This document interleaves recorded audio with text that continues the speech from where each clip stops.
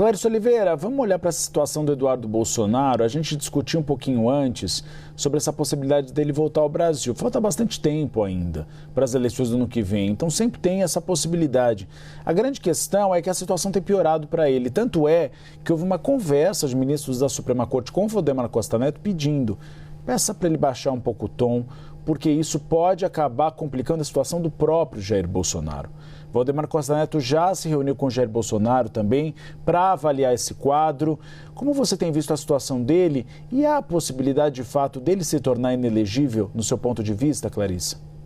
A possibilidade existe, né, Uribe? Esse processo está caminhando, está avançando num ritmo bastante acelerado dentro do Supremo Tribunal Federal. E a gente não pode descartar a possibilidade aí, embora muito remota, de uma cassação também do mandato do parlamentar. Digo muito remota porque realmente a gente ouve nos bastidores que a Câmara não tende a fazer esse movimento, né? Pelo menos é o que a gente espera, conhecendo todo o corporativismo típico da Câmara dos Deputados. Mas uma decisão judicial contra o deputado Eduardo Bolsonaro, ela está se manifestando aí de maneira bastante intensa, bastante provável. Mas isso toma um tempo, a gente sabe que seria possível ainda que, sob o risco da inelegibilidade, Eduardo Bolsonaro permanecer no páreo para as eleições do ano que vem ainda por bastante tempo. Isso poderia servir a vários propósitos diferentes. Então, eu também não descartaria o fato de ele estar no jogo eleitoral, independentemente da perspectiva de uma inelegibilidade. Mas olhando, por exemplo, para essa decisão do ministro Alexandre de Moraes de hoje, né, Uribe, ela deixa muito evidente ali, nas palavras do ministro, que ele entende que Eduardo Bolsonaro está tentando fugir da justiça.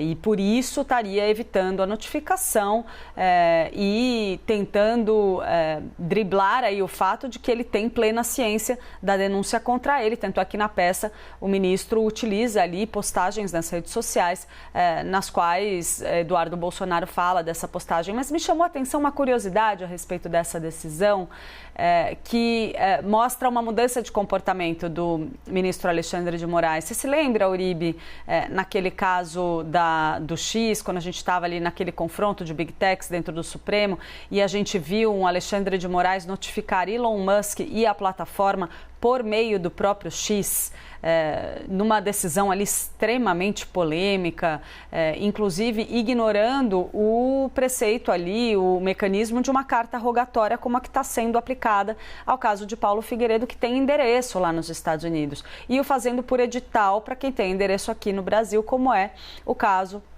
de Eduardo Bolsonaro. Então, eu vejo uma mudança ali na postura do ministro Alexandre de Moraes em relação ao que a gente viu naquela questão do bloqueio do X, sobre a indicação de um representante no Brasil para que a empresa pudesse continuar operando normalmente perto ali durante o período eleitoral.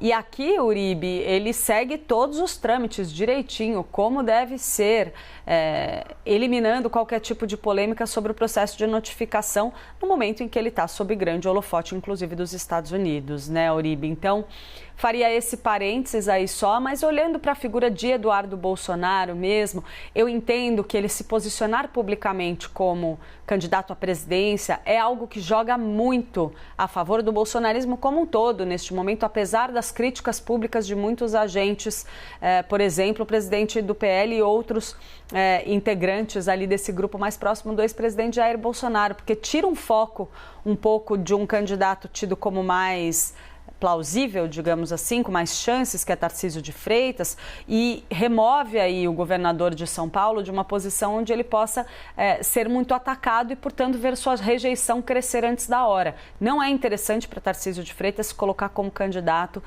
antes do período que a lei lhe exige. E essa espécie de pré-candidatura de Eduardo Bolsonaro, mesmo que ela não seja para valer, mesmo que ele fique inelegível em algum momento, ela serve também a um propósito que pode sim beneficiar o bolsonarismo.